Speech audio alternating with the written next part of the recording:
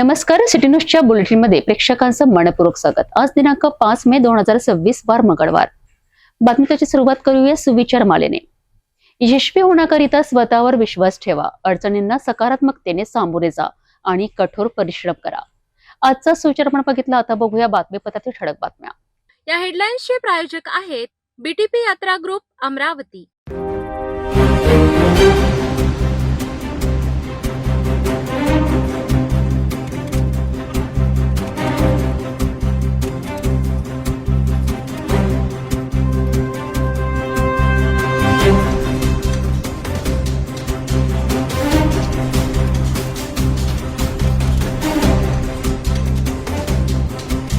आपण ठळक बातम्या बघितल्या. आता घेऊया छोटासा ब्रेक. शादी और ब्याह की शुरुआत आराधना साड़ी के साथ.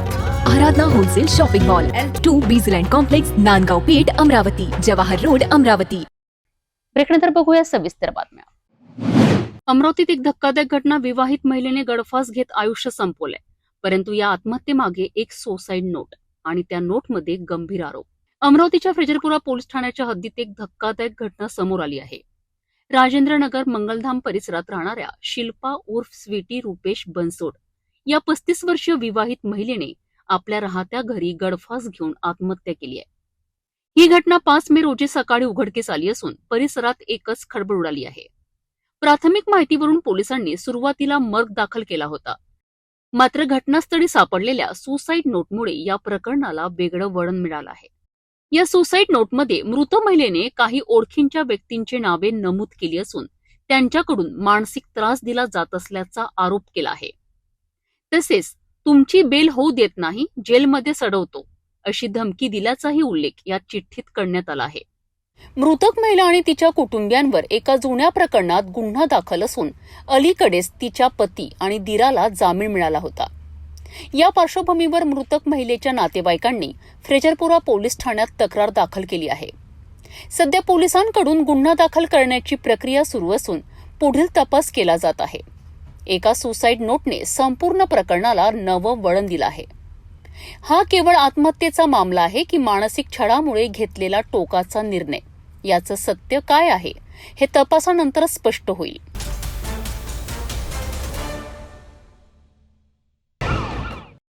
अमरावतीत मोठी कारवाई आणि तब्बल 71 लाखांचा मुद्देमाल जप्त. बनावट साठा आणि निरमा बनवण्याच्या कारखान्यावर पोलिसांचा मोठा छापा. नेमकं काय सापडलं आणि किती मोठं रॅकेट्स उघडकीस आलं? अमरावती शहरातील गुन्हे शाखेने मोठी धडक कारवाई करत बनावट साठा आणि निरमा बनवणाऱ्या कारखान्यावर छापा टाकला आहे. बडनेरा पोलीस स्टेशन हद्दीत चांदूर बाजार रोडवरील नवा अकोला परिसरात हा अवैध कारखाना सुरू असल्याची माहिती पोलिसांना मिळाली होती. या माहितीच्या आधारे पोलिसांनी छापा टाकत बनावट साठा आणि निरमा बनवण्याचे रॅकेट उघड केलं आहे. या कारवाईत तब्बल 71,20,250 रुपयांचा मुद्देमाल जप्त करण्यात आला आहे.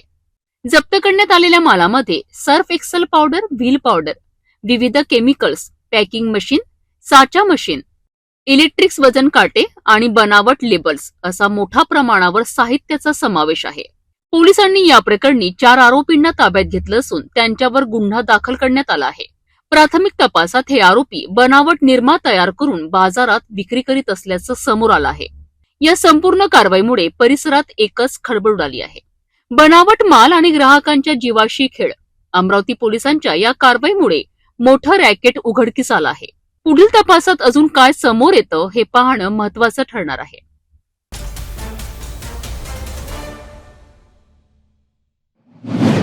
अमरावतीत पुन्हा एकदा पोलिसांची धडक कारवाई. हातभट्टी दारू विक्री करणाऱ्यांवर मोठा घाव.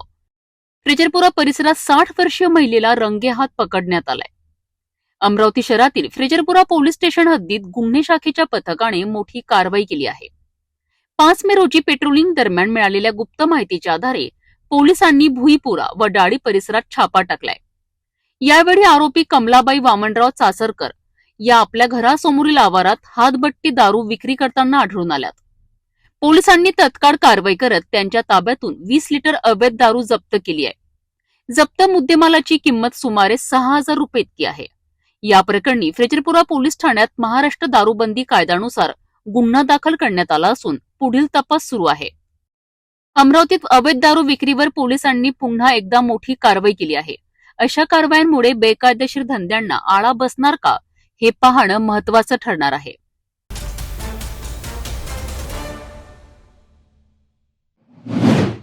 पुण्यातील नसरापूर अत्याचार प्रकरणावरून राजकीय वातावरण चांगलंच तापलं आहे. अमरावतीत खासदार डॉक्टर अनिल बोंडे यांनी या प्रकरणावर तीव्र प्रतिक्रिया देत आरोपींवर कठोर कारवाईची मागणी केली आहे. अशा आरोपींना ठेचून मारायला पाहिजे असं संतप्त विधान त्यांनी केलं आहे. पुण्यातील नरसापूर येथील अत्याचार प्रकरणामुळे राज्यभर संतापाची लाट उसळली आहे. या प्रकरणावर प्रतिक्रिया देताना अमरावतीचे खासदार डॉक्टर अनिल बोंडे यांनी कडक शब्दात निषेध नोंदविलाय. त्यांनी स्पष्ट शब्दात सांगितलं आहे की अशा गंभीर गुन्ह्यांवर आरोपींवर अत्यंत कठोर कारवाई झाली पाहिजे. अशा आरोपींना ठेचून मारायला पाहिजे असं संतप्त विधान करत त्यांनी प्रशासनाला कडक संदेश दिला आहे. तसेच मुख्यमंत्री देवेंद्र फडणवीस यांनी या प्रकरणात 1 महिन्याच्या आत आरोपीला शिक्षा होईल असं आश्वासन दिल्याची माहितीही त्यांनी दिली. डॉक्टर बोंडे यांनी पुढे असंही म्हटलं आहे की ज्या आरोपींवर बलात्कारांचे गंभीर गुन्हे दाखल आहेत त्यांना जामीन मिळू नये. चार्जशीटच्या आधारे जलद गतीने सुनावणी होऊन कठोर शिक्षा झालीच पाहिजे. या प्रकरणामुळे राज्यातील महिला सुरक्षेचा मुद्दा पुन्हा एकदा ऐरणीवर आला आहे. आता सर्वांची नजर पोलीस तपास आणि न्यायालयीन प्रक्रियेवर लागली आहे. नसरापूर प्रकरणावरनं राजकीय प्रतिक्रिया अधिक तीव्र होताना दिसत आहेत. आरोपींना कठोर शिक्षा देण्याची मागणी सर्व स्तरावरून होत आहे. आता या प्रकरणात न्याय किती लवकर मिळतो याकडे राज्याचं लक्ष लागलं आहे. नाही, निषेध काय, त्याला तर ठेचून मारायला पाहिजे. पण आता दुर्दैव असं आहे की आपल्या इथे कायद्यामध्ये वेळ लागतो. पण मी एका गोष्टीच्या समाधानी आहे की ताबडतोब मुख्यमंत्री देवेंद्रजी फडणवीस यांनी ताबडतोब जाहीर केलं की 1 महिन्याच्या आत त्याला शिक्षा होईल आणि चांगला वकील लावू, सगळ्यात फास्ट ट्रॅक याच्यावर ते घेऊ. कारण विकृत माणूस आहे तो. आणि सर्वात महत्त्वाचं म्हणजे अगोदरही त्याच्यावर बलात्काराचे गुन्हे दाखल झाले होते. ज्याच्यावर बलात्काराचे गुन्हे दाखल झाले त्यांना जमानतच देऊ नये. खरं म्हणजे त्याचं चार्जशीटमधून त्याला शिक्षाच झाली पाहिजे. आणि असे, कारण की त्याला वाटायला लागलं की घरच्या घरी बलात्कार केल्यानंतर काही झालं नाही तर त्या मुक्या बिचाऱ्या निष्पाप लहान मुलीला अतिशय विकृत पद्धतीनं तिच्यावर बलात्कार केला आणि जीव घेतला. त्याचा निषेध तर प्रत्येक माणूस करतो आहे. असं काही नाही की बाहेर यायला पाहिजे परंतु आता एवढ्या मोठ्या संख्येनं त्या पुण्यामध्ये, त्या नगरमध्ये निषेध मोर्चे निघाले आणि त्याच्याशी सगळेजण सहमत आहे. सर,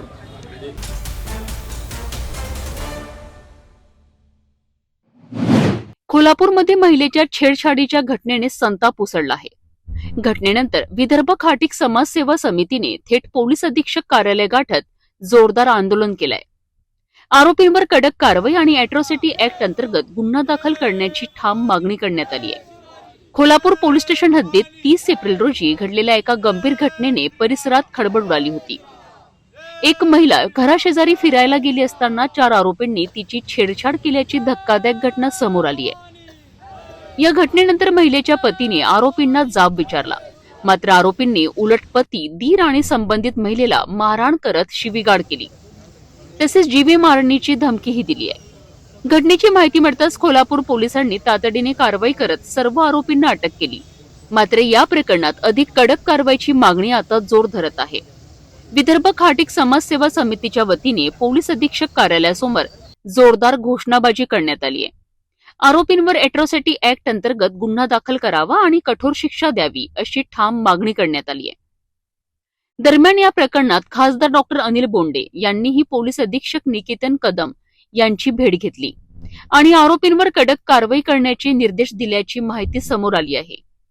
या आंदोलनात सुधीर लसणकर, राजाभाऊ लोयटे, अशोक पारडे, सुरेश वानखडे यांच्यासह खाटीक समाजातील अनेक बांधव मोठ्या संख्येने सहभागी झाले होते. कोल्हापूरमधील या घटनेनंतर महिला सुरक्षेचा मुद्दा पुन्हा एकदा ऐरणीवर आला आहे. आरोपींना कठोर शिक्षा देण्याची मागणी जोर धरत असताना पोलीस पुढे काय कारवाई करतात याकडे सर्वांचे लक्ष लागले आहे.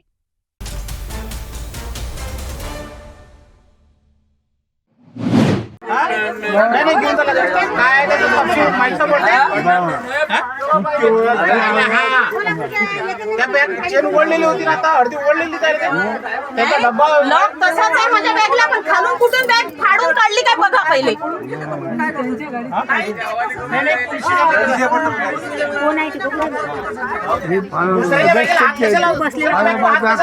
बघा ना याच्यात मी व्हिडिओ करून चोरी लगायचं कोण लगायगा. हे काय माझ्या बॅग मधलं काढून हे टाकलं त्यांनी. लॉक आहे त्या बॅगला. काय केले खोली त्या बॅगला हो नहीं, इसको पुलिस स्टेशन में लो. बैग को हाथ में लगाया तूने सालो मार. हे तिघं चौघं आहेत. हे चौघं आहेत. आज मला जर साथ नाही दिली तुम्ही, तर हे आज कोणासोबत होणार आहे. मला जर नाही साथ दिली तुम्ही तर आज हे सगळं माझं लक्ष गेलं म्हणून ठीक आहे.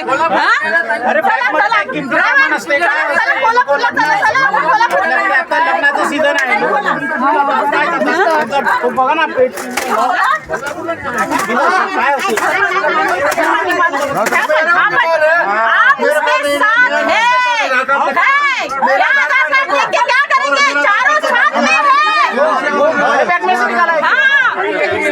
मोठ्या बॅग मधून काढलं. हे बघा माझं मोठ्या बॅग मधून काढलं त्यांनी. पोलीस लग्नसराईच्या हंगामात एसटी बसमध्ये वाढलेली गर्दी आणि याचाच फायदा घेत आता चोरट्यांच्या टोळ्या सक्रिय झाल्याचं धक्कादायक चित्र समोर आलं आहे. अकोट दर्यापूर नागपूर मार्गावर एका महिलेच्या बॅगेतील दागिने चोरी करण्याचा प्रयत्न उघडकीस आला. मात्र महिलेच्या प्रसंगावधानामुळे मोठा अनर्थ टळला. 4 मे रोजी दुपारी अकोट दर्यापूर नागपूर मार्गावरील एसटी बस क्रमांक MS14 MT 0869 मध्ये हा प्रकार घडलाय. दर्यापूर ते कोल्हापूर दरम्यान प्रवास करत असताना प्रचंड गर्दीचा फायदा घेत 5 जणांची टोळी बसमध्ये चढली. यातील एका चोरट्याने अत्यंत चलाखीने महिलेच्या बॅगेचे कुलूप उघडत सोन्याचे दागिने आणि रोकड स्वतःच्या बॅगेत टाकण्याचा प्रयत्न केला. मात्र महिलेच्या सतर्कतेमुळे हा प्रकार तात्काळ उघडकीस आला. तिने जोरात आरडाओरड करतच बसमधील प्रवासी सतर्क झालेत. बस चालक, वाहक आणि उपस्थित पोलीस शिपायाने तत्काळ 112 वर कॉल करत मदत मागितली. कोल्हापुरी गेट पोलीस स्टेशनची टीम काही वेळातच घटनास्थळी दाखल झाली आणि 5ही आरोपींना ताब्यात घेत गुन्हा दाखल केला. संतप्त महिलांनी पकडलेल्या चोरट्याला चांगलाच धडा शिकवला. महिलेच्या धाडसामुळे मोठा आर्थिक फटका टळला आणि चोरट्यांची टोळी रंगेहात पकडली गेली. गर्दीच्या काळात अशा घटना वाढत असल्याने प्रवाशांनी अधिक सतर्क राहणं गरजेचं आहे. बस प्रवासात आपल्या बॅग, पर्स आणि मौल्यवान वस्तूंची विशेष काळजी घ्या, कारण चोरटे आता अधिक हुशारीने डाव आखत आहेत. करतोय म्हणून हा म्हणतोय मला माहिती नाही. बैग रखा हुआ है ना, मासी से पूछो, मासी आगे बैग रखा हुआ है ना. बैग को डेपो से रखा था तुमने, लेकिन यहाँ पर आके बैठे ना. पर आगे से रखा ना, भीड़ हुआ तो मैं आगे चला गया. यहाँ पे बैग रखा है ना. कैसे आए तुम, उसको कैसे बैठे. इसको क्या पता चल रहा है, क्या मालूम. वहाँ से मेरे को बुलाया, पीछे गई थी मैं, पाठी गेलेली मी. पाठून त्याने मला बोलवलं, अरे मासी इधर रखा है सीट, आप आओ इधर. मी म्हटलं चला, आला. माझी बॅग माझ्या पुतण्याने तिथून दिली. तिथून दिल्यावर ह्यानी ही बॅग इथून घेतली आणि इकडे ठेवली. मी म्हटलं वर ठेव नको म्हणतो. आणि तो हा व्हाईट शर्ट वाला ह्यानी इथे बॅग ठेवली, त्याची अशी ठेवली. मी म्हटलं हे बॅग हटाव, ऊपर रखो ना. तो नाही बराबर आहे. मी म्हटलं काहीतरी चालू आहे. मी ह्यांना बोलणार होती की माझी बॅग आहे, पुढे बघा म्हणून. मी म्हटलं चला आहे ती. तरी इथून बघते, मला काही दिसत नाही म्हणून उभी राहून बघितलं. बरोबर ह्या चेन खोलताना दिसला मला, पण माझी बॅग काढली कुठून गेली मला बघायचं.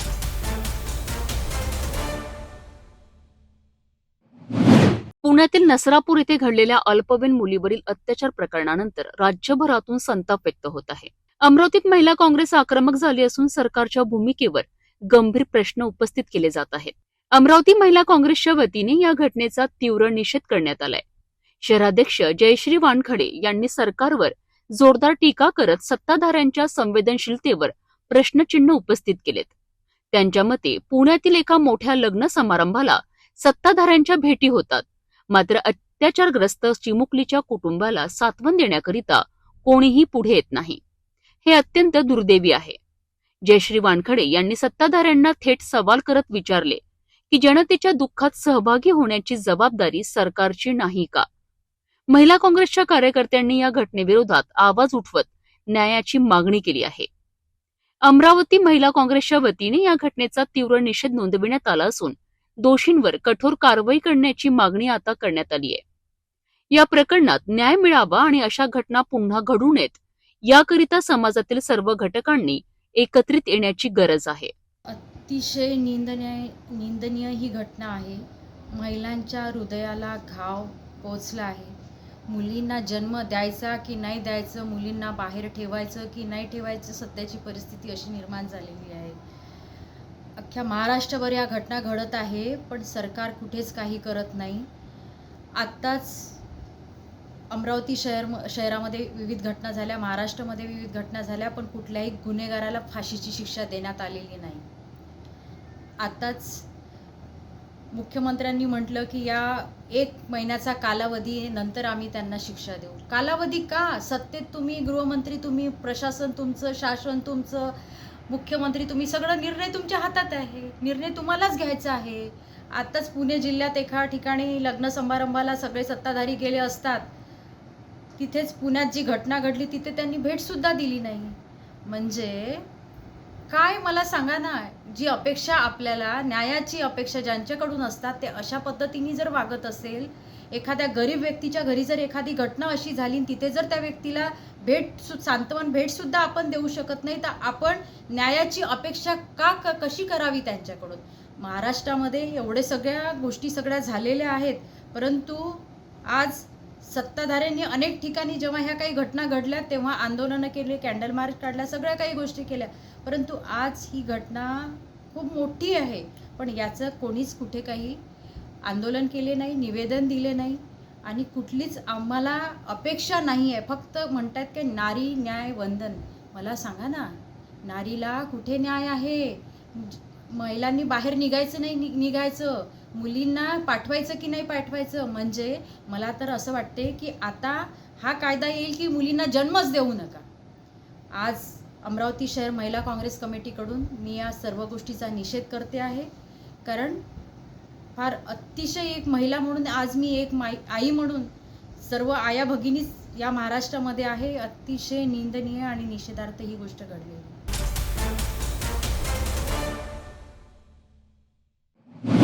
अमरावतीत जनगणना प्रक्रियेला गती देण्यासाठी मोठं पाऊल. झोन क्रमांक 1 मध्ये प्रगणकांसाठी विशेष प्रशिक्षण सत्र आणि या सत्रात अधिकाऱ्यांची महत्वपूर्ण मार्गदर्शन. अमरावती महानगरपालिका झोन क्रमांक 1 अंतर्गत जनगणना प्रशिक्षण सत्राचे आयोजन करण्यात आले होते. या प्रशिक्षणात बॅच 7 आणि 8 मधील प्रगणक व पर्यवेक्षक सहभागी झाले होते. सहाय्यक आयुक्त नंदकिशोर तिखिले यांनी उपस्थितांशी संवाद साधत जनगणनेचे महत्त्व पटवून दिलेत. त्यांनी सांगितले की जनगणना ही केवळ आकडेवारी नसून देशाच्या विकासाचा पाया आहे. शासनाच्या योजना, निधी वाटप आणि विकासाचे नियोजन अचूक जनगणनेवर अवलंबून असते. तसेच नागरिकांकडून मिळणारी माहिती गोपनीय ठेवली जाते, त्यामुळे त्यांचा विश्वास संपादन करणे अत्यंत आवश्यक आहे. प्रशिक्षणादरम्यान डेटा संकलन, तंत्रज्ञानाचा वापर आणि वेळेचे नियोजन याबाबतही मार्गदर्शन करण्यात आले. तर जनगणना ही देशाच्या विकासाची पायाभूत प्रक्रिया आहे आणि ती यशस्वी करण्याकरिता प्रत्येक प्रगणकाची भूमिका महत्वाची आहे.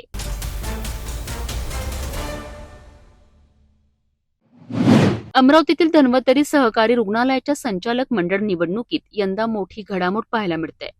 पहिल्यांदाच होत असलेल्या या निवडणुकीमुळे वातावरण तापलं असून 6 उमेदवार अविरोध निवडले गेले आहेत, तर उर्वरित 12 उमेदवार निवडणुकीच्या मैदानात उतरले आहेत. एकूण 18 उमेदवारांपैकी वैद्यकीय क्षेत्रातील 6 जणांची बिनविरोध निवड झाली आहे. काही उमेदवारांनी अर्ज मागे घेतल्यामुळे अंतिम चित्र आता स्पष्ट झाले आहे. ही निवडणूक राज्य सरकारच्या सहकारी संस्थेमार्फत होत असून एकूण 2873 मतदार मतदान करणार आहेत. विशेष म्हणजे संस्थेच्या इतिहासात प्रथमच निवडणूक प्रक्रिया राबवली जात आहे. यापूर्वी संचालक मंडळ नेहमी बिनविरोध निवडले जात होते. या निवडणुकीत उमेदवारांकडून रुग्णसेवा अधिक सुधारण्याचे, आधुनिक सुविधा उपलब्ध करून देण्याचे आणि पारदर्शक कारभार करण्याचे आश्वासन दिले जात आहे. मतदारांमध्ये उत्सुकता शिगेला पोहोचली असून या निवडणुकीकडे संपूर्ण शहराचे लक्ष लागले आहे. निवडणूक प्रक्रिया सुरळीत आणि शांततेत पार पडावी याकरिता विद्यमान संचालक मंडळ प्रयत्नशील आहेत. याच पार्श्वभूमीवर पत्रकार परिषद घेऊन काही उमेदवारांनी आपले अर्ज मागे घ्यावेत आणि निवडणूक बिनविरोध व्हावी अशी विनंतीही करण्यात आली आहे. या पत्रकार परिषदेला डॉक्टर प्रमोद झाडे, ओमकार बंड, अशोक ठाकरे, अजय दातेराव, गजानन रडके, राजेश गोयंका, प्रतापराव भुयार हे मान्यवर उपस्थित होते.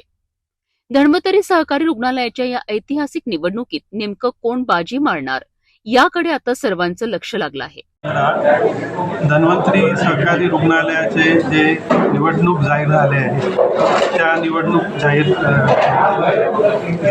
झाल्यानंतर आम्ही जे आमचं पॅनल तयार केलेलं आहे त्या पॅनलमध्ये जितकी नावं आम्ही इन्क्लूड केलेली आहे त्या सगळ्या नावासकट आम्ही ही प्रेस कॉन्फरन्स घेतलेली आहे. काही लोकांनी आपली नावं आपण टाकली होती, आपले फॉर्म्स भरले होते, त्या लोकांनी सुद्धा आमच्या फेवरमध्ये ते परत घेतली आहेत. आम्ही त्यांनाही आम्हाला धन्यवाद करायचं होतं. या येत्या 17 मेला निवडणूक मतदान होईल आणि त्या मतदानानंतर रिझल्ट्स डिक्लेअर होतील. याच्यामध्ये 6 जे डॉक्टर्स आहेत त्यांची बिनविरोध निवड झालेली आहे. त्या 6 लोकांची नावं मी तुम्हाला दिलेलीच आहेत. जे सर्वसाधारण गटामधनं 7 लोक आम्हाला निवडून द्यायचे आहेत त्याच्यामध्ये जास्त फॉर्म्स आलेले आहेत. त्यापैकी 75% लोकांनी आमच्या फेवरमध्ये विड्रॉ केलेला आहे आणि बाकी राहिलेल्यांनी आमच्या फेवरमध्ये विड्रॉ करून आणि आम्हाला निवडून द्यावं अशी आमची कळकळीची विनंती आहे. आणि याचकरता ही प्रेस कॉन्फरन्स अरेंज केलेली आहे. आणि जे काही पॅनलमध्ये लोक आहेत ते पॅनलमधल्या लोकांची नावं तुम्हाला एका पत्रकाद्वारे आम्ही दिली. धन्यवाद.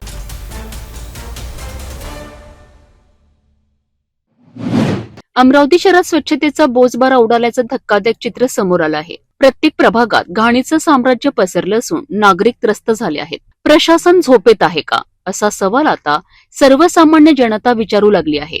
आणि याच पार्श्वभूमीवर मनपा प्रभाग क्रमांक 4 मध्ये मोठ्या घडामोडी घडल्या आहेत. अमरावती महानगरपालिकेच्या प्रभाग क्रमांक 4 मध्ये गेल्या काही दिवसांपासून घाणीचा प्रश्न गंभीर बनला आहे. रस्त्यावर साचलेला कचरा, नाल्यांमध्ये अडथळे आणि दुर्गंधीमुळे नागरिकांचं जगणं मुश्किल झालं आहे. या पार्श्वभूमीवर MIMच्या 4ही नगरसेवकांनी पुढाकार घेत थेट मनपा उपायुक्तांशी चर्चा केली. त्यानंतर आरोग्य विभागाचे अधिकारी अजय जाधव आणि SHO राठोड यांना घटनास्थळी बोलावून संपूर्ण प्रभागाचा पाहणी दौरा करण्यात आला. निरीक्षण दरम्यान प्रभागातील भयंकर अस्वच्छतेचं वास्तव प्रशासनासमोर उघड झालं आहे. विशेष म्हणजे गेल्या 5 दिवसांपासून सफाईसाठी पुरेसे मजूर उपलब्ध नसल्याचंही कारणही समोर आलं आहे. नागरिकांमध्ये तीव्र संताप पाहायला मिळालाय. या सर्व परिस्थितीचं प्रत्यक्ष दर्शन घडविल्यानंतर नगरसेवकांनी अधिकाऱ्यांचं स्वागत करून त्यांना माळ घालण्यात आली. हा एक प्रकारे प्रशासनाला जागा करण्याचा प्रयत्न होता. नगरसेवकांनी स्पष्ट अल्टिमेटम दिला आहे की येत्या 4 दिवसात सफाई कामात सुधारणा झाली नाही तर मोठं आंदोलन उभारलं जाईल. मात्र या सगळ्या प्रकारात केवळ आंदोलनाची भाषा न करता समन्वयाची गरज असल्याचंही मत व्यक्त होत आहे. अधिकारी आणि सफाई कर्मचारी यांना विश्वासात घेऊन काम केल्यासच या समस्येवर तोडगा निघू शकतो. तसंच नागरिकांची ही जबाबदारी तितकीच महत्वाची आहे. कचरा ठराविक ठिकाणी टाकणं, घंटागाडीत देणं आणि स्वच्छतेबाबत जागरूक राहणं आवश्यक आहे. जर प्रशासन प्रामाणिकपणे काम करतं आणि नागरिक सहकार्य करतात तर अमरावतीतील प्रत्येक प्रभाग स्वच्छ होऊ शकतो. अन्यथा केवळ आरोप प्रत्यारोपांमध्ये हा प्रश्न कायम राहणार आहे. अमरावतीत स्वच्छतेचा प्रश्न आता गंभीर बनला आहे. प्रशासन आणि नागरिक दोघांनीही जबाबदारी स्वीकारून काम केलं तरच या समस्येवर कायमस्वरूपी तोडगा निघू शकतो. अन्यथा आंदोलन आणि आरोपांच्या चक्रातच शहर अडकून राहील. जनता को जिस तरीके की सुविधाएं मुहैया कराना चाहिए उसमें प्रशासन और कचरे का जो ठेका कोनार को दिया गया है वो सहयोग नहीं कर रहा है. तो इसमें प्रतिनिधि का क्या कसूर है? अहमद शाह जो प्रभाग क्रमांक जमील कॉलोनी से कारपोरेटर है. जब से 14 मार्च से कोनार कंपनी को ये काम दिया गया है, यानी चुन के आने बॉडी बनने से पहले ही उसको वर्क ऑर्डर दे दिया गया था इसके अंदर प्रशासन की पूरी मिलीभगत है, क्योंकि चुन के आने के बाद हमने महापौर, अतिरिक्त आयुक्त सबके साथ मीटिंग कर ली है, सब कुछ शिकायतें बता दी है। उसके बाद एक निर्णय लिया था कि स्वच्छता की एक समिति बनाई जाएंगी जिसपे उनका कंट्रोल रहेगा। वो समिति में पूरे शहर से दो सदस्य लिए गए। वो समिति के बाद शिकायत जानने के बाद भी कोणार्क कंपनी पर कोई ही कार्रवाई नहीं की जा रही है। मुझे ये लगता है कि इसके अंदर प्रशासकीय अधिकारी सबका लेवा देवा हो चुका है, पैसे ले दे के बैठे। आज भी हमने स्वास्थ्य अधिकारी अजय यादव, एसएसआई राठौड़, दोनों एसआई मौजूद पूरे प्रभाग का सर्वे किए। उनको बताया गया है कि प्रभाग क्रमांक 4 में इतने गंदगी का आलम है, जबकि ये प्रभाग 70% कच्चा है और दो लेबर दिए जा रहे हैं हर नगर सेवक को साफ सफाई के लिए, जिससे पॉसिबल नहीं है। और आने वाले दिनों में बरसात के दिन लगने वाले हैं। अभी ये कंडीशन है कि लोगों को घर में पानी घुस जा रहा, तो आने वाले वक्त में समझ जाओ आप क्या हो सकता करके। हमने उनको हमारे तरीके से उनको समझा दिए गए, अगर ये 2 दिन में 3 दिन में आपने अगर लेबर बढ़ाकर नहीं दिए तो हम काम बंद करवा देंगे और हमारे तरीके से वहाँ हम आंदोलन करेंगे। तो अभी आपने क्या अल्टीमेटम दिया प्रशासन? अल्टीमेटम ये दिया है कि आप 4 दिन में हमको लेबर बढ़ा के दो। आपसे अगर काम नहीं होता है तो हमने स्वास्थ्य अधिकारी को ये बोल दिया कि इनको ब्लैक लिस्ट करो। अगर ये भी नहीं होता है आपसे तो इनको सीधा हम रोड पे बैठ जाएंगे महानगर पालिका में और पूरा का पूरा काम बंद करा देंगे, कोणार्क का विरोध करेंगे। ये था अहमद शाह जो प्रभाग क्रमांक 4 से कारपोरेटर है, लेकिन कहीं ना कहीं प्रशासन और कोणार्क इसका जिम्मेदार हमें दिख रहा है, क्योंकि हमने जो कचरे की मुहिम चलाई है सिटी न्यूज़ वदार, हमारे संपादक ने जो महापौर के प्रभाग से जो ये मुहिम शुरू की थी, आज उसमें कहीं ना कहीं सच्चाई हमें दिख रही है। तीसरे प्रतिनिधि एमआईएम के हमारे साथ आहद अली है जो प्रभाग क्रमांक 4 से कारपोरेटर है। आइए उनकी भी प्रतिक्रिया जानते हैं प्रशासन के बारे में। अभी पिछले कई दिनों से हम शासन प्रशासन के पास में आ रहे जा रहे, उसके बाद में हमने वहाँ पे आंदोलन भी किए ये बात को लेकर कि हमको लेबर नहीं मिल पा रहे, क्योंकि कोणार्क कहीं ना कहीं ये चीज़ के अंदर फेल हो रहा है। जहाँ पे कोणार्क खुद को ये बताता कि मैं एक बहुत बड़ी कंपनी हूँ और अभी तक के इतने काम किया हूँ, लेकिन वो अमरावती में फेल होते हुए नज़र आ रहे हैं। इससे पहले भी हमने कई बार शिकायत करने का भी अभी तक के कोई नतीजा निकला नहीं।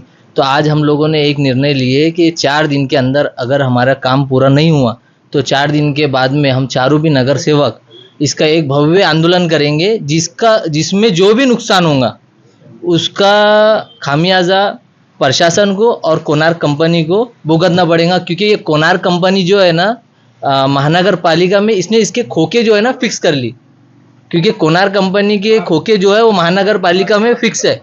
इस वजह से ये जो हो रहा है ना ये एक तरफा काम हो रहा है और इस पर कोई बोलने को तैयार नहीं है। आज जो हम लोगों को तकलीफ जा रही है, क्योंकि जनता ने हमको इतने ऑटो से जब चुन के लाया है तो उनका जाहिर सी बात है कि वो लोग शिकायत हमारे पास में लाएंगे और जब हम उनकी प्रॉब्लम सॉल्व नहीं कर पाएंगे तो जाहिर सी बात है कि लोगों में रोष रहेगा।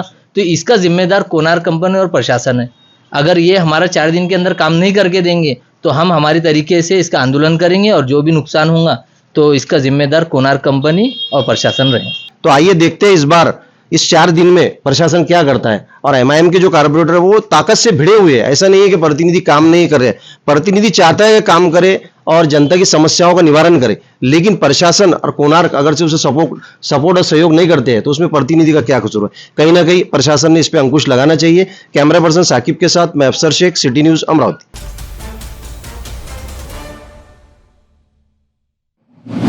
अमरावतीच्या बडनेरा शहरातील नवी वस्ती परिसर पुन्हा एकदा चर्चेत आला आहे। मात्र यावेळी कारण आहे विकास नव्हे तर म्हाडा कॉलनीतील अंतर्गत रस्त्यांची अत्यंत दयनीय अवस्था। गेल्या अनेक वर्षांपासून या रस्त्यांची कोणतीही दुरुस्ती करण्यात आलेली नसल्याने संपूर्ण परिसरात खड्ड्यांचे साम्राज्य पसरले आहेत। रस्ते जागोजागी उखडले असून धुळीमुळे नागरिकांचे आरोग्य धोक्यात आले आहेत। पावसाळ्यात तर परिस्थिती आणखी बिकट होते। रस्त्यांवर चिखलांचे दलदल तयार होत असून ये जा करणेही कठीण बनते आहे। विशेषतः ज्येष्ठ नागरिकांना या परिस्थितीचा सर्वाधिक फटका बसत आहे। दररोजचा प्रवास म्हणजे अक्षरशः जीव मुठीत घेऊन चालावा लागतोय, अशी प्रतिक्रिया स्थानिकांनी व्यक्त केली आहे। स्थानिक नागरिकांनी महापालिकेकडे अनेक वेळा तक्रारी करूनही कोणतीही ठोस कारवाई करण्यात आलेली नाही। नवनिर्वाचित प्रतिनिधींनी देखील या समस्येकडे गांभीर्याने लक्ष दिलेले नसल्याची नाराजी नागरिकांमध्ये आहे। याच भागातील शिक्षक कॉलनीमध्ये फेवर ब्लॉक आणि रस्त्यांची देखभाल केली जात असताना म्हाडा कॉलनीकडे मात्र पूर्ण दुर्लक्ष का? प्रशासनाकडून भेदभाव होत असल्याचा गंभीर आरोप नागरिकांनी केला आहे. लवकरात लवकर रस्त्यांची दुरुस्ती न झाल्यास तीव्र आंदोलन छेडण्याचा इशारा स्थानिकांनी दिला आहे. आता प्रशासन जागं होणार का, की नागरिकांना रस्त्यावर उतरून आंदोलन करावं लागणार, याकडे सर्वांचं लक्ष लागलं आहे.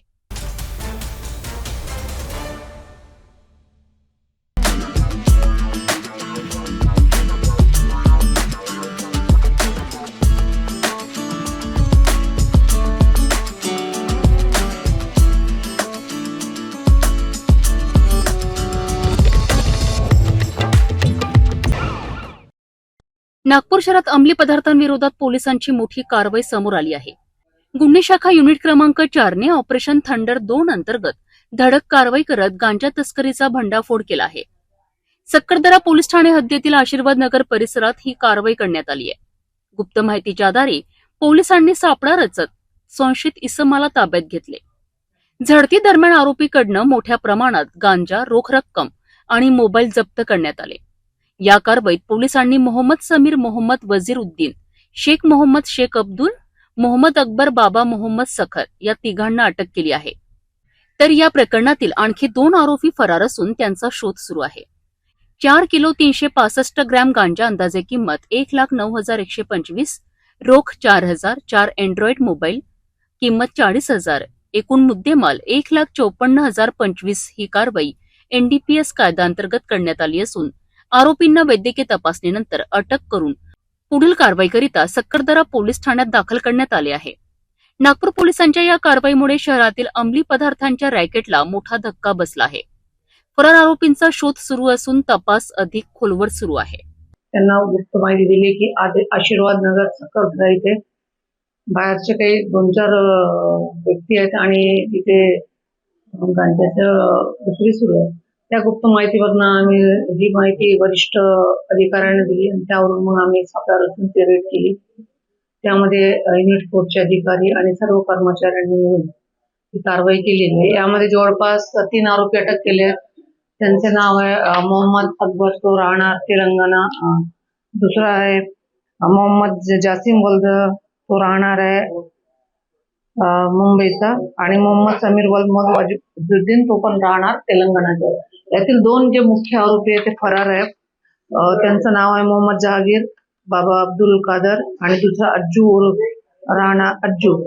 राणा हैदराबाद, राज्य तेलंगणाचे आरोपी आहेत.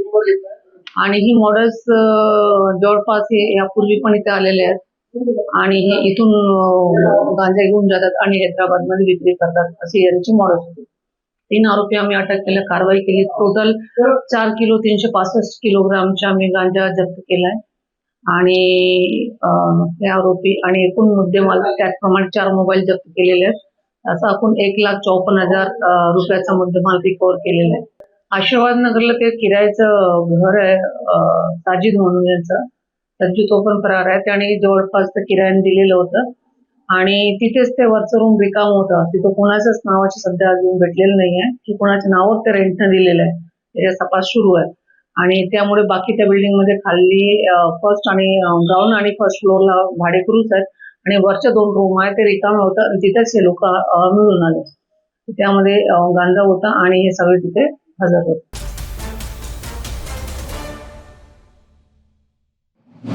नागपुरात पुन्हा एकदा गुन्हे शाखेचा मोठा ऍक्शन मोड.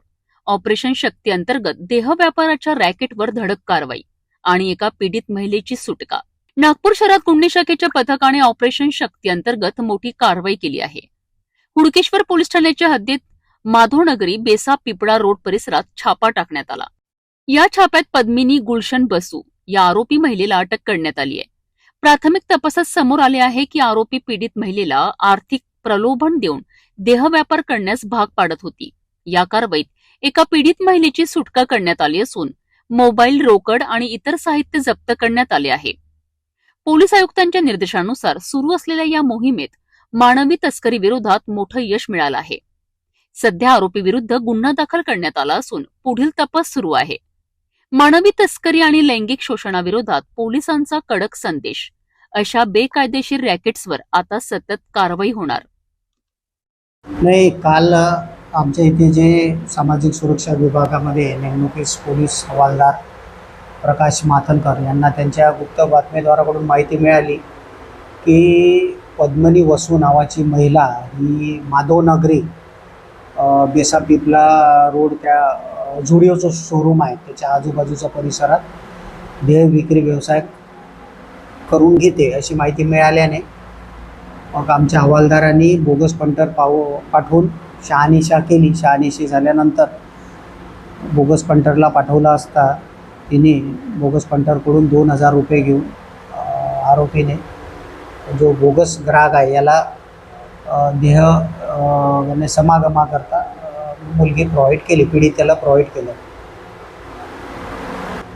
जी आरोपी आहे त्या आरोपीचं नाव आहे पद्मनी गुलशन वसू. ही मूळची ओरिसाची आहे, पण गुलशन वसू हा तिचा नवरा आहे, पण ते ऑफिशियल लग्न नाही, मंदिरात लग्न केलं होतं त्यांनी तिच्या म्हणण्यानुसार. आणि त्याच्यासोबत ती नागपूरमध्ये राहत होती. काही कारणास्तव त्यांनी दुसरं लग्न केलं आणि त्यामुळे ती विभक्त राहत होती. आणि मागील 3 महिन्यापासून हे जे ठिकाण आहे ज्या ठिकाणी कारवाई झाली, प्लॉट नंबर 10 माधवनगरी बेसापिपला रोड हुडपेश्वर, इथे मागील 3 महिन्यापासून ती भाड्याने राहत होती. आणि पीडित जी आहे पीडितेला तिने आपल्या घरीच ठेवलं होतं. जे पीडित तिचे मुलं आणि तिचा नवरासुद्धा हे सुद्धा तिथंच राहत होते आणि ती पीडितेकडून हे चुकीचं काम आपल्या घरीच करून घेत होते. मुद्देमाल जो जप्त मुद्देमाल आहे त्याच्यामध्ये आरोपीचे 2 मोबाईल फोन, आमची समागम रक्कम आणि इतर साहित्य असा तो 17,040 रुपयाचा मुद्देमाल आहे. आणि कारवाईमध्ये मी स्वतः पोलीस हवालदार प्रकाश माथनकर, पोलीस हवालदार नितीन वासने, पोलीस हवालदार किशोर ठाकरे, पोलीस हवालदार आरती चव्हाण, पोलीस शिपाई कुणाल बोडखे, त्यानंतर पूनम शेंडे आणि चालक कमलेश क्षीरसागर असा तो स्टाफ होता.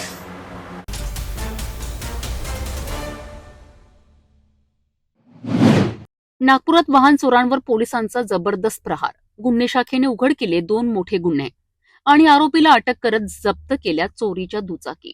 नागपूर शहरात गुन्हे शाखा युनिट क्रमांक 2 ने वाहन चोरी प्रकरणात मोठी कारवाई केली आहे. प्रतापनगर आणि सीताबर्डी पोलीस ठाण्याच्या हद्दीत घडलेले 2 गुन्हे उघडकीस आणण्यात आले आहेत. गुप्त माहितीच्या आधारे पोलिसांनी प्रशांत रमेश जोंधळे या आरोपीला ताब्यात घेतले. चौकशी दरम्यान आरोपीने वाहन चोरी केल्याची कबुली दिली आहे. त्याच्या ताब्यातून होंडा शाईन आणि टीव्हीएस रायडर या 2 दुचाकी जप्त करण्यात आल्या असून त्यांची एकूण किंमत सुमारे 1,60,000 रुपये आहे. पोलिसांनी आरोपीची वैद्यकीय तपासणी करून पुढील कायदेशीर कारवाईसाठी ताब्यात दिले आहे.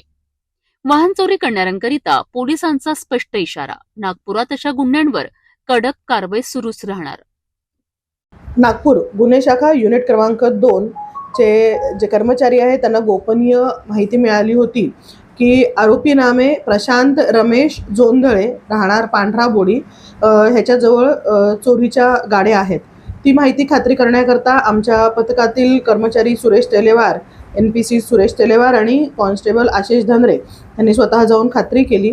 आरोपीला ताब्यात घेतले असता आणि त्याच्याकडे ज्या गाड्या होत्या त्याच्याबद्दल विचारपूस केली असता तो नीट उत्तरं देऊ शकला नाही. त्यांची अधिक माहिती जेव्हा आम्ही CCTNS प्रणालीतनं घेतली त्यावेळेस एक काळ्या रंगाची होंडा शाईन गाडी जी त्याच्याकडे मिळून आली होती ती राणाप्रताप नगर पोलीस स्टेशनमधनं चोरी गेल्या संबंधाने गुन्हा दाखल होता. आणि त्याचबरोबर एक ग्रे रंगाची झॅन TVS गाडी रायडर गाडी ही पोलीस ठाणे सीताबर्डी येथून चोरी गेल्या संबंधाने गुन्हा दाखल होता. करिता आरोपी आणि दोन्ही गाड्या ताब्यात घेऊन त्यांना युनिट येथे आणून अधिक विचारपूस करून आणि सदरबाबत कार्यवाही करण्याकरता आरोपी आणि मुद्देमाल हा संबंधित पोलीस स्टेशनला वर्ग करण्यात आलेला आहे.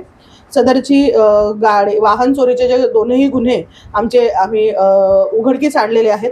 या कामी आमचे युनिट 2 चे नाईक पोलीस शिपाई सुरेश तेलेवार आणि पोलीस शिपाई आशिष धनरे यांनी मेहनतपूर्वक काम केलेलं आहे आणि त्यांना इतर सहकार्य केलेलं आहे. आमचे पोलीस हवालदार प्रवीण शेळके, पोलीस हवालदार नरेश तुंबडा, पोलीस हवालदार विजय यादव आणि सहाय्यक पोलीस फौजदार गजेंद्र ठाकूर आणि युनिट 2च्या ह्या संपूर्ण पथकाने वाहन चोरी उघडकीस आणण्याकरता प्रयत्न केलेले आहेत. आणि ह्या संपूर्ण डिटेक्शनच्या कामामध्ये आम्हाला नेहमीच मार्गदर्शन मिळते ते माननीय पोलीस आयुक्त रवींद्र सिंगल सर, माननीय सह पोलीस आयुक्त नवीनचंद्र रेड्डी सर, माननीय अपर पोलीस आयुक्त वसंत परदेशी सर, माननीय पोलीस उपायुक्त गुन्हे शाखा राहुल माकणेकर सर, माननीय सहाय्यक पोलीस आयुक्त अभिजित पाटील सर आणि त्यांच्या सर्वांच्या मार्गदर्शनात आम्ही ही गुन्हा उघडकीस आणण्याची कारवाई केलेली आहे.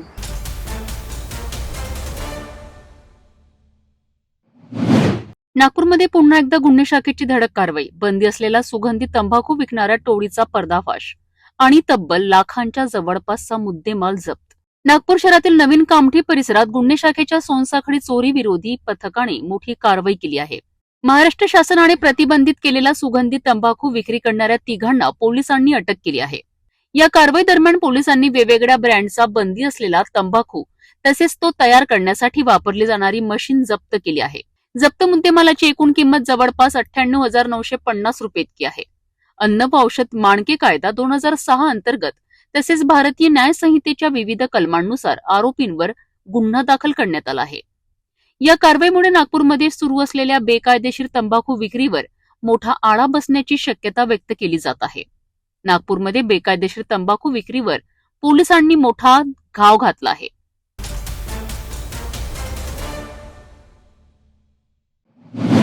नागपुरातून एक धक्कादायक बातमी. भरधाव वेगाने धावणाऱ्या दुचाकीने घेतला एका युवकाचा जीव. निष्काळजीपणाची किंमत एका कुटुंबाला चुकवावी लागली. नागपूरच्या गिट्टी खदान पोलीस ठाण्याच्या हद्दीत एक भीषण अपघाताची घटना समोर आली आहे. 3 मे रोजी रात्री सुमारे 11 वाजताच्या सुमारास हा अपघात घडला. अभिजित चौबे हे दुचाकीवरून जात असताना भरधाव वेगाने येणाऱ्या दुसऱ्या दुचाकीने जोरदार धडक दिली. या धडकेत अभिजित चौबे गंभीर जखमी झालेत. त्यांना तातडीने रुग्णालयात दाखल करण्यात आले, मात्र डॉक्टरांनी त्यांना मृत घोषित केले. प्राथमिक तपासात समोर आले आहे की आरोपी मयंक तामसेटवार याने निष्काळजीपणे आणि धोकादायक पद्धतीने वाहन चालवले. या प्रकरणी पोलिसांनी भारतीय न्याय संहितेच्या कलमानुसार गुन्हा दाखल केला असून पुढील तपास सुरू आहे. भरधाव वेग आणि एका क्षणात संपलेलं आयुष्य, रस्त्यावरची निष्काळजीपणा किती महागात पडू शकते याचं हे जिवंत उदाहरण.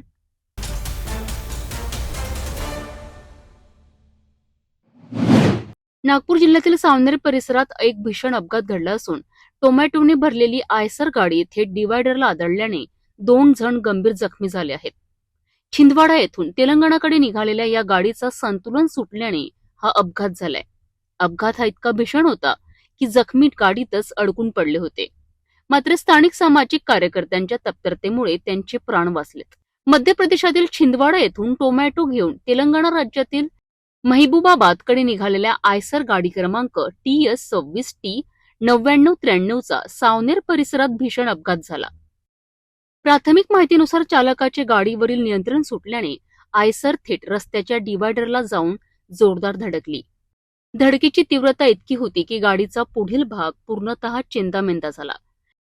या अपघातात वेंकाना कंसन्ना इसालवात वय 55 वर्ष आणि याकया रामलू मलाला वय 50 वर्ष दोघेही महबूबाबाद तेलंगणा येथील रहिवासी गंभीर जखमी झालेत. या अपघातानंतर दोन्ही जखमी गाडींमध्येच अडकून पडले होते. दरम्यान घटनेची माहिती मिळताच सामाजिक कार्यकर्ते हितेश बनसोड तात्काळ घटनास्थळी दाखल झाले. त्यांनी स्थानिकांच्या मदतीने मोठ्या प्रयत्नांनी जखमींना गाडीतून बाहेर काढलेत. तसेच त्यांनी तत्काळ सावनेर पोलीस स्टेशनला माहिती देत आपत्कालीन मदत मिळवून दिली. यानंतर जखमींना सावनेर शासकीय रुग्णालयात दाखल करण्यात आले. मात्र त्यांच्या प्रकृतीची गंभीरता लक्षात घेता डॉक्टरांनी पुढील उपचाराकरिता त्यांना नागपूर येथे रेफर केले आहे. या घटनेमुळे परिसरात काही काळ तणावाचे वातावरण निर्माण झाले होते.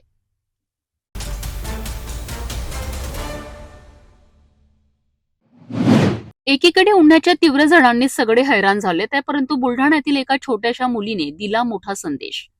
पक्ष्यांसाठी घरटी तयार करून तिने दाखवली आहे माणुसकी. बुलढाणा जिल्ह्यात सध्या उष्णतेच्या तीव्र झळा जाणवत आहे. या वाढत्या तापमानाचा फटका केवळ माणसांनाच नव्हे तर पशु पक्ष्यांनाही बसत आहे.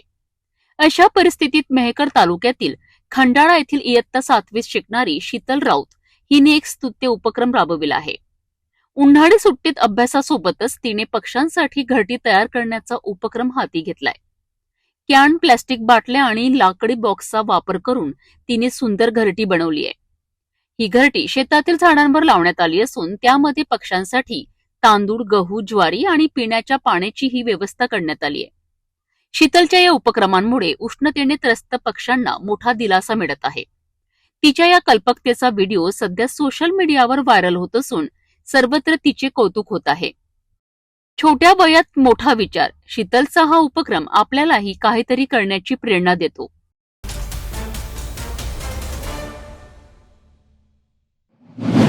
शेगावमधील काही हुशार आणि नवोन्मेषी विद्यार्थ्यांनी रस्त्यांवरील खड्डे आणि क्रॅक्स या गंभीर समस्येवर उपाय शोधण्याकरिता आधुनिक तंत्रज्ञानाचा वापर केला आहे. या तंत्रज्ञानांमध्ये बायो बेस्ड सेल्फ हिलिंग यंत्रणा वापरण्यात आली आहे, जी रस्त्यांमध्ये निर्माण होणारे छोटे छोटे क्रॅक्स आपोआप भरून काढण्यास मदत करते. त्यामुळे रस्त्यांचे आयुष्य वाढते आणि दुरुस्तीचा खर्च कमी होतो. यासोबतच रात्रीच्या वेळी रस्त्यांची दृश्यता वाढवण्याकरिता ग्लो बेस्ड कोटिंगचा वापर करण्यात आला आहे. त्यामुळे अंधारातही रस्ता स्पष्ट दिसतो आणि अपघातांची शक्यता कमी होते. या विद्यार्थ्यांनी या तंत्रज्ञानाचा छोट्या प्रमाणात प्रोटोटाइप तयार करून श्री गजानन महाराज मंदिर परिसर आणि रेल्वे स्टेशन परिसरात प्रत्यक्षात हे कोटिंग लागू केले आहे. विशेष म्हणजे या संपूर्ण प्रकल्पाचा खर्च विद्यार्थ्यांनी स्वतः उचलला आहे. त्यामुळे ही केवळ एक कल्पना नसून प्रत्यक्षात उतरवलेली एक मोठी कामगिरी मानली जात आहे. सध्या हे विद्यार्थी सेल्फ हिलिंग सिमेंटवर पुढील संशोधन करत आहे, जे भविष्यात रस्ते बांधकाम क्षेत्रात क्रांती घडवू शकते. ही टेक्नॉलॉजी कमी खर्चात विकसित करण्यात आली असून मोठ्या प्रमाणावर वापरासाठी अभ्यास सुरू आहे. प्राथमिक टप्प्यात या तंत्रज्ञानाचे सकारात्मक परिणामही दिसून आले आहेत. याकरिता पेटंट अर्जही दाखल करण्यात आला असून तो सध्या प्रक्रियेत आहे. प्रशासनाने या नवकल्पनेचा गांभीर्याने विचार करून ती व्यापक स्तरावर लागू करावी अशी अपेक्षा व्यक्त केली जात आहे.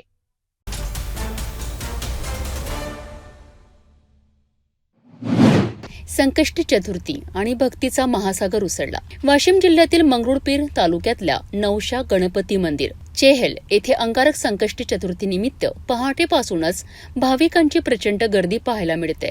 नवसाला पावणारा गणपती म्हणून प्रसिद्ध असलेल्या या मंदिरात भक्तांची श्रद्धा ओसंडून वाहते. मंगरुळपीर तालुक्यातील चेहेल येथील नवशा गणपती मंदिर अंगारक संकष्टी चतुर्थीच्या निमित्ताने इथे भक्तीचा महासागर उसळला आहे. पहाटेपासूनच भाविकांनी दर्शनासाठी लांबच लांब रांगा लावल्या आहेत. गणपती बाप्पा मोरया च्या जयघोषाने संपूर्ण परिसर दुमदुमून गेला आहे. गणपती हा नवसाला पावणारा देव म्हणून या मंदिराची विशेष ख्याती आहे.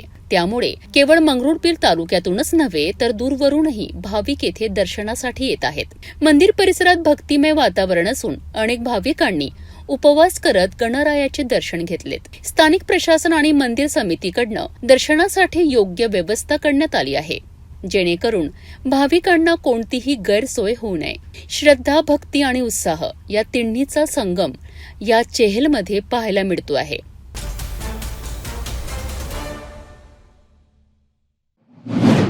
जंगल वाचवण्याकरिता नवा प्रयोग आणि तोही नैसर्गिक पद्धतीने. वाशिम आणि अकोला जिल्ह्याच्या सीमेवरील काटेपूर्णा अभयारण्यामध्ये वन विभागाने सुरू केलाय एक भन्नाट उपक्रम. गांडूळ खत निर्मिती प्रकल्पाच्या माध्यमातून आता जंगलच तयार करणार जंगलाचं अन्न. काटेपूर्णा अभयारण्यात आगामी वृक्षारोपण मोहिमेला गती देण्याकरिता वन विभागाने महत्त्वपूर्ण पाऊल उचललं आहे. अभयारण्यातील कासमार, पिंपळशेंडा, वणोजा, फेट्रा आणि येडशी या 5ही बीट्समध्ये गांडूळ खत निर्मिती प्रकल्प उभारण्यात आले आहेत. या प्रकल्पांमध्ये जंगलातील पालापाचोळा, गळलेली फुले आणि इतर सेंद्रिय घटकांचा वापर करून नैसर्गिक पद्धतीने गांडूळ खत तयार केलं जात आहे. या प्रक्रियेत वनमजूर आणि कर्मचारी सक्रियपणे सहभागी झाले असून दररोज प्रकल्पाची काळजीपूर्वक देखभाल केली जात आहे. यामुळे तयार होणारं खत हे पूर्णपणे सेंद्रिय आणि पर्यावरणपूरक आहे. विशेष म्हणजे या उपक्रमांमुळे जंगलातील कचऱ्याचं व्यवस्थापनही योग्य पद्धतीने होत आहे आणि स्वच्छतेलाही चालना मिळते. आगामी पावसाळ्यात अभयारण्यात मोठ्या प्रमाणावर वृक्षारोपण होणार आहे आणि त्याकरिता याच गांडूळ खताचा वापर करण्यात येणार आहे. यामुळे रोपांची गुणवत्ता सुधारेल आणि जंगलाच्या हरितीकरणाला मोठी मदत होणार आहे.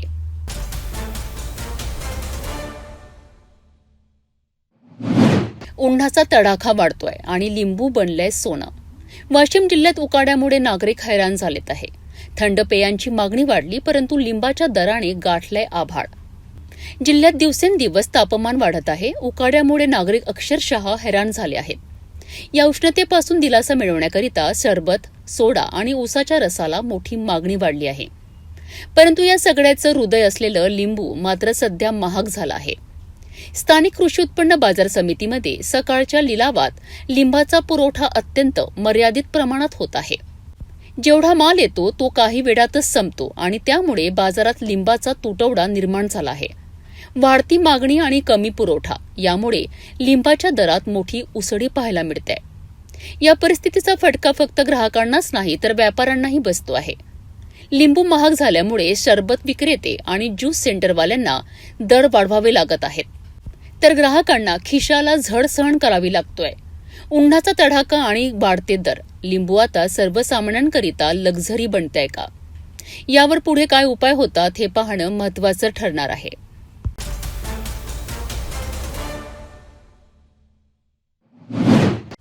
जनगणना, परंतु फसवणुकीची नवी ट्रिक. वाशिममध्ये जनगणना 2027च्या नावाखाली एक धोकादायक फेक फॉर्म सोशल मीडियावर व्हायरल झाला आहे. या फॉर्ममुळे तुमची बँक माहितीही धोक्यात येऊ शकते. वाशिम जिल्ह्यात सध्या सोशल मीडियावर जनगणना 2027च्या नावाखाली एक बनावट अर्ज मोठ्या प्रमाणात व्हायरल होत आहे. या फॉर्ममध्ये नागरिकांकडून बँक डिटेल्स आणि वैयक्तिक माहिती मागवली जात आहे. मात्र अधिकृत जनगणना प्रक्रियेत अशा प्रकारची माहिती कधीही घेतली जात नाही. जिल्हा प्रशासनाने स्पष्ट केलं आहे की हा अर्ज पूर्णपणे फेक असून नागरिकांची दिशाभूल करण्याचा प्रयत्न केला जात आहे. योगेश कुभेस्कर यांनी नागरिकांना सावध राहण्याचे आवाहन करत सांगितले आहे की कोणत्याही अनोळखी लिंक, अर्ज किंवा मेसेजवर विश्वास ठेवू नयेत. दरम्यान जनगणना 2027च्या अधिकृत प्रक्रियेत नागरिकांनी फक्त 2च माध्यमांचा वापर करायचा आहे. एक, स्वनोंदणी. अधिकृत संकेतस्थळावर माहिती भरल्यानंतर SEID मिळतो, जो पुढील पडताळणीसाठी वापरला जातो. दुसरा, थेट प्रगणकाकडे माहिती. 16 मे 2026 ते 14 जून 2026 या कालावधीत अधिकृत प्रगणक तुमच्या घरी येऊन माहिती नोंदवितील. प्रशासनाने पुन्हा एकदा स्पष्ट केलं आहे की सोशल मीडियावरील कोणत्याही अनधिकृत फॉर्म किंवा लिंकपासून दूर राहा, अन्यथा फसवणूक होऊ शकते. एक क्लिक आणि तुमची सर्व माहिती हॅकर्सच्या हाती. म्हणूनच सावध राहणं खूप गरजेचं आहे. नमस्कार. एक फॉर्म सध्या व्हॉट्सॲपवर व्हायरल होत आहे जनगणनेच्या अनुषंगाने, ज्यामध्ये असं नमूद केलं आहे की आपल्या घरी प्रगणक येतील आणि ते आपल्या घरातील सदस्यांची नावे, त्यांचे बँक अकाउंट डिटेल्स, त्यांच्याकडे प्रॉपर्टीचे डिटेल्स किंवा त्यांचे शिक्षण इत्यादी माहिती विचारतील. मात्र नागरिकांना आवाहन आहे की जनगणनेविषयी आपल्याला जी माहिती द्यायची आहे त्याच्यामध्ये जे प्रश्न विचारले जाणार आहेत ते se.census.gov.in या संकेतस्थळावर आपल्याला स्वगणना करता येईल 15 मे पर्यंत, आणि या संकेतस्थळावर आपल्याला ते प्रश्न देखील सर्व दिसतील. हा फॉर्म जो आहे हा चुकीचा फॉर्म व्हायरल केला जात आहे. त्यावर कृपया नागरिकांनी विश्वास ठेवू नये. कुठल्याही प्रकारचे बँक अकाउंटचे डिटेल्स वगैरे आपल्याला प्रगणक विचारणार नाही आहे. फक्त स्वगणना आपण 15 मे पर्यंत जर केली तर ती se.census.gov.in या संकेतस्थळावर करावी. आणि 16 मे नंतर आपल्या घरी जे प्रगणक येतील त्यांच्याकडे आय कार्ड असेल, त्या आय कार्डवर देखील QR कोड असेल, जो स्कॅन करून आपण व्हेरीफाय करू शकता की हे प्रगणक तेच आहेत ना, आणि त्यांना आपण सर्वांनी सहकार्य करावं हेच आवाहन आहे.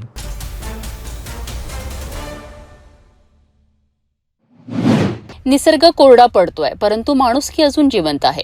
वाशिमच्या काटेपूर्ण अभयारण्यामध्ये पाण्याच्या भीषण टंचाईचा सामना करत असलेल्या वन्यजीवांसाठी वनविभागाने उचललेलं मोठं पाऊल. कडक उन्हात तहानलेले जीव वाचवण्याकरिता सुरू आहे वॉटर मिशन. काय आहे हे विशेष उपाय? वाशिम जिल्ह्यातील काटेपूर्ण अभयारण्यात उन्हाळ्याचा तडाखा दिवसेंदिवस तीव्र होत आहे. तापमान वाढल्यामुळे नैसर्गिक पाणवठे आटण्याच्या मार्गावर आहे आणि याचा सर्वाधिक फटका बसतोय तो जंगलातील निष्पाप वन्यजीवांना. याच पार्श्वभूमीवर वनविभागाने मोठी पुढाकार घेतली आहे. अभयारण्यात विविध ठिकाणी शेकडो कृत्रिम पाणवठे तयार करण्यात आले आहे. या पाणवठ्यांमध्ये नियमित पाणी भरण्याची व्यवस्था करण्यात आली असून दर 3 ते 4 दिवसांनी टँकरद्वारे पाणी पुरवठा केला जात आहे. वन विभागाचे कर्मचारी प्रखर उन्हातही दुर्गम भागात पोहोचून प्रत्येक पाणवठा भरलेला राहील याची खात्री करीत आहेत. यामुळे जंगलातील हरण, नीलगाय आणि रानडुक्कर यांसारख्या वन्यजीवांना मोठा दिलासा मिळतोय. पाण्यासाठी भटकंती कमी झाल्याने वन्यजीव आणि मानवी वस्त्यांमधील संघर्षही कमी होण्याची शक्यता व्यक्त केली जात आहे.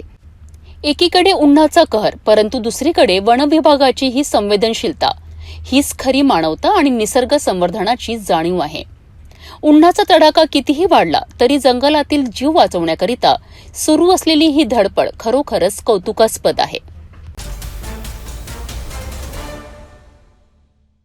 जाता जाता पुन्हा एकदाच्या ठळक बातम्या. या हेडलाईन्सचे प्रायोजक आहेत बीटीपी यात्रा ग्रुप अमरावती.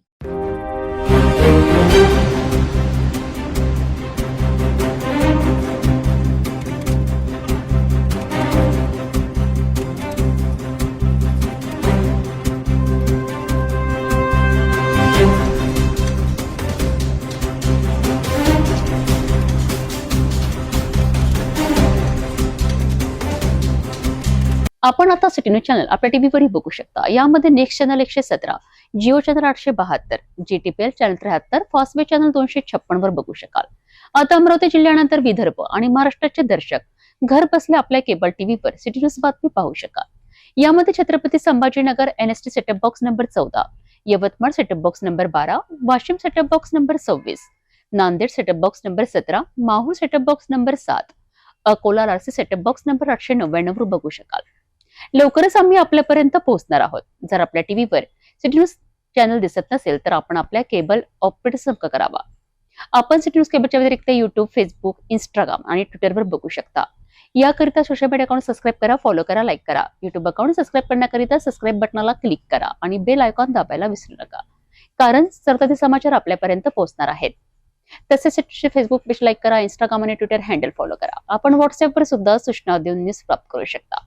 व्हॉट्सअप नंबर स्क्रीनवर येत आहे. हे बातमीपत्र एवढ्यावरच थांबूया. पुन्हा भेटू नवीन घडामोडींसोबत. आपण बघत राहा फक्त सिटी न्यूज. हर खबर पर पैनी नजर, हर मुद्दे पर सटीक वार, यही है सिटी न्यूज की पहचान. जहाँ सच्चाई की आवाज दबाई जाती है वहाँ सिटी न्यूज उठाता है सवाल. हर स्क्रीन पर, हर प्लेटफॉर्म पर हमारी मौजूदगी बोलती है. सिटी न्यूज हमेशा सच के साथ.